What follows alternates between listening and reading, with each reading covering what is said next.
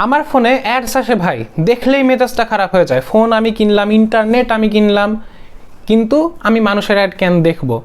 আপনার নিজেরও যদি এই সমস্যা হয় আমার মতো, তাহলে এই ভিডিওটা একটু কষ্ট করে দেখুন। আশা করছি আপনার সমস্যা কিছুটা সমাধান হয়ে যাবে।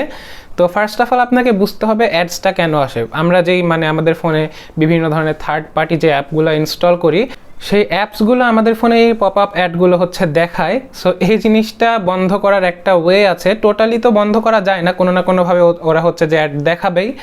সো এই জিনিসটা বন্ধ করার একটা ওয়ে আছে। সেই কাজটা করলে আপনার ফোনের অ্যাডস আসা কিছু সংখ্যক হয়তো বা কমে যাবে, বা পুরাটাও কমে যেতেও পারে, বলা যায় না। তো আপনারা এই মেথডটা করে দেখেন। আপনাদের ফোনে যদি অ্যাডস একেবারেই বন্ধ হয়ে যায় তাহলে তো খুবই ভালো, না হলেও আপনার ফোনের এই অ্যাডসের সমস্যা অনেকটাই সমাধান হবে। আমরা চলে এসেছি আমাদের ফোনের স্ক্রিনে। তো আপনারা সরাসরি আপনাদের ফোন থেকে সেটিংসে চলে যাবেন। সেটিংসে আসার পর আপনারা এই যে নেটওয়ার্ক সেকশনে একটু খোঁজাখুঁজি করলে আপনারা ডিএনএস, এই তো আমার এখানে প্রাইভেট ডিএনএস অটো করা আছে, এই জায়গায় আমাদের কাস্টমাইজেশন আনতে হবে। তো আমরা এখানে একটা প্রাইভেট ডিএনএস সেট করব, কাস্টম নেম এখানে সিলেক্ট করব।